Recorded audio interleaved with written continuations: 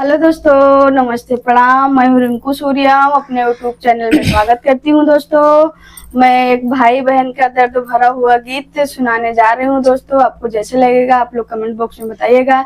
भाई के पास कुछ था नहीं, बस अभी क्या बोलता है, आगे क्या कहता है, दोस्तों सुनिए और आप लोग कमेंट बॉक्स में बताइएगा क्या दे रहा है भाई एक बहन को रक्षाबंधन पे।